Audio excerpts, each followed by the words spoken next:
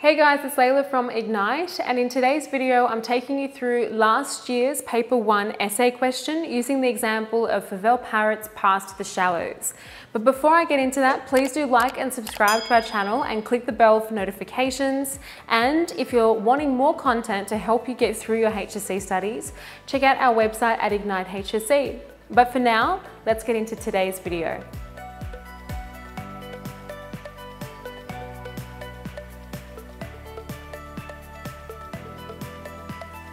So what I'm hoping to do in today's video is to take you through last year's essay question, to go through the steps in unpacking the human experience question, and to talk through your mindset when you're preparing for exams in English generally. And then I'll give you an exemplar thesis statement to the question using the prescribed text of Past the Shallows. Irrespective of what prescribed text you're studying for the common module, the video is still useful, particularly as I talk through how to write a thesis statement, but nevertheless, if you are doing Parrots text, it will be explicitly useful to you right through to the end of the clip. Let's take a look at what last year's question actually was. So it reads, how effectively does your prescribed text tell stories to reveal both the personal and shared nature of human experiences? So when you're in the exam and you've initially read this question, there's obviously so much that happens before the exam to know that you're going to be able to answer it. And we need to just quickly go over what those things are. So of course, when you go into the exam, be it for the common module or for paper 2, you really need to have prepared an exemplar essay. Now, when we say an exemplar essay, we don't mean an essay that somebody else has written for you that you're hoping to regurgitate verbatim in the exam. You need a response that gets to the heart of what that module is about. So in terms of the common module, you want to write an exemplar essay that deals with and is able to respond to multiple aspects of the rubric for that common module. And you want to be drawing on a wide variety of evidence from the text, and you want to be dealing with aspects of the text form as well as its stylistic features. And if you've got that balance in the essay and you know that your essay isn't so narrow that it can't actually deal with all of the different rubric points, we know that we have something that is capable of being adapted to any kind of question you can get in the exam. Now that A word there, adaptation, is really crucial because in the exam, even though you have a pre-prepared exemplar, the parts of that exemplar that you're really focusing on is the evidence and the analysis that you've pre-prepared. Your topic sentences, your linking sentences, and arguably the way you frame the analysis will change depending on the question, unless of course you're lucky enough to get in the exam the exact question that you prepared your exemplar to. And more than anything else, the thesis, the very first opening lines of the essay must deal with the key terms in the question.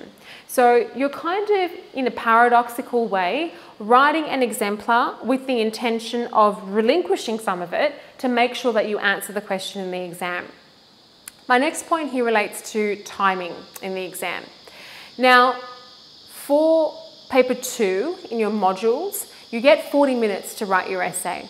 Even though in paper 1 you have 45 minutes per section, it is very hard for you to pre-prepare for the comprehension, and I do think it's reasonable for you to take 50 minutes for that section of the paper and leave 40 minutes for the essay. Keeping in mind the essay is worth the same marks as the essay in paper 2, wherein you get 40 minutes to answer those questions. Now, even though you have 40 minutes to write your essay, some of that time will need to include reading the question, thinking about the question, and knowing how you're going to unpack the key terms in the question to work for what you want to go on to say. And I will expand on this, but the thinking here is to define the question, to set up a thesis that works for the paragraphs that you've pre-prepared for that part of the paper.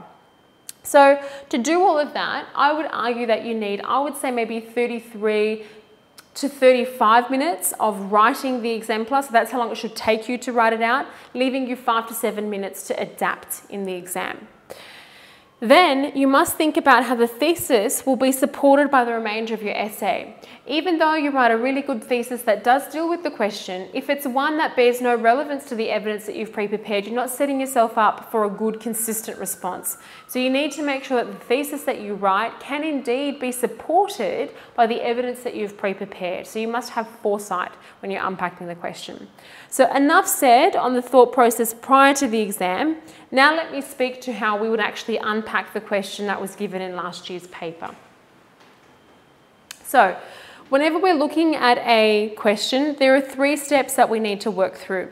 We need to start off by identifying the key terms in the question, and doing that just ensures that you're not going to ignore the question, that you are actually going to respond to the key parts of the question.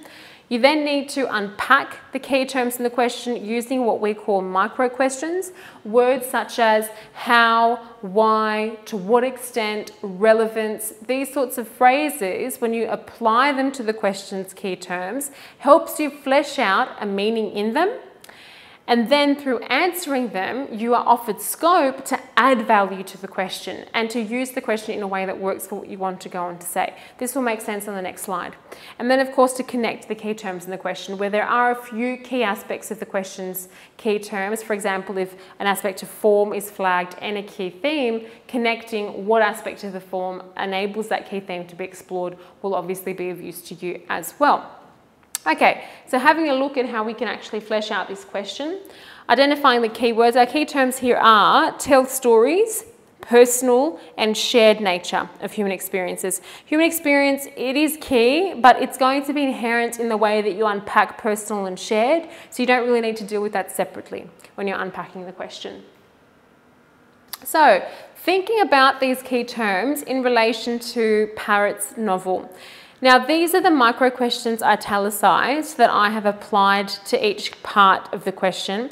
But of course, the way you answer it in relation to personal and shared will depend on what you want to talk about in your essay. So if you've prepared paragraphs on, the power of memory to connect with the happiness of the past, to overcome adversity, right? The boys really do use the memory of their mother, for example, to help them navigate through current challenges. Or if you want to explore parental violence, you might talk about the personal nature of filial relationships and their breakdown in the text. You might want to talk about solace that is found in the natural world, or indeed the threat of the natural world, depending on which character's perspective you're writing from. So whatever you have pre-prepared, that's obviously going to discern how you answer the micro questions here. Nevertheless, looking at the key term tell stories, if I want to impress my marker, I would say, well, how are the stories actually told in this text? Which means, what form is Parrott using? She's using a novel. It's non-linear, which means it kind of dips in and out of the present and then flashbacks to the past. There are kind of like episodic vignettes that are often used to give insight to flashbacks from past experience. And there are lots of motifs, motifs of the mother, motifs of the ocean, for example, and these kind of help our understanding of connecting with the human experiences of the boys within the novel. Personal, well, what personal experiences are evoked? We have the personal struggle for young brothers in discerning their past and fighting for their future. So that's how I've defined personal, because that would nicely foreground what I would want to go on to say in my essay. And shared, well, again, what shared experiences? I think through engaging with the personal nature of these boys' stories, we are able to connect with our shared human experience of maturation, particularly when we're confronted with grief and loss. So that's kind of foregrounding the themes that one could explore. The themes of discerning your past or searching for identity, the themes of loss and grief. So if you've prepared these concepts, you can see how you can still use the question to work for what you want to go on to say. Now let me show you an exemplar in response to the question. Keeping in mind the reason for why we're doing all of this is to not just restate the question. That's not going to give you a juicy band 6 thesis. You don't want to ignore the question either. What you want is to confront the key terms in the question, unpack them, add value to them in a way that makes the question work for you. It's an empowering process here that I'm trying to frame. Exemplar. It is Fauvel Parrott's emotive telling of adolescent stories in her novel Past the Shallows that evokes the personal struggles of young brothers confronting grief and loss. Parrott's unique nonlinear narrative uses episodic vignettes to dramatize the shared nature of adolescence as a complex time of maturation as we seek to reconcile our past and fight for our future. So where and how have I engaged with the question there? The phrase tell stories. Instead of simply saying tell stories, I've used the adjective emotive to describe how she tells her stories, the emotive telling of adolescent stories, and again I've unpacked stories. In her novel, Past the Shallows, that evokes the personal struggle of young brothers. An effective way of ensuring that you don't simply restate the question is to use phrases such as of, next to the key word of the question, or an adjective to help you add some value to the question's key terms.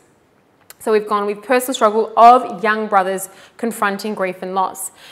Parrott's unique nonlinear narrative, so I'm extending on how she tells her stories here implicitly. Parrott's unique nonlinear narrative uses episodic vignettes, so I'm framing aspects of form, to dramatize, here we go, the next part of the question, the shared nature of adolescence as a complex time for maturation as we seek to reconcile our past and fight for our future. So what's evident here is how you can very easily pick apart the question, draw and separate the key terms and add value to them in a way that guides the essay in the direction that you want it to go to work for what you've pre-prepared. So yes, write an exemplar, time your exemplar, make sure that it prepares you for the exam, but be very willing to shift the focus or the way that you frame your ideas to make sure that you incorporate what the question is asking of you. That's it for today's video, guys. I hope that you enjoyed the content, and if you do, please do like and subscribe to our channel and click the bell for notifications, and feel free to comment if you have any questions or feedback, and I'll do my best to get back to you. And if you're wanting this sort of content to help you with your HSC English studies, if you want exemplar responses, notes on textual analysis, notes on context and form for any of your prescribed texts, check out our website at Ignite HSC. We have so much on there to help you guys enhance your results in English. But again, for now, thank you so much for watching, and I hope to see you all in the next video.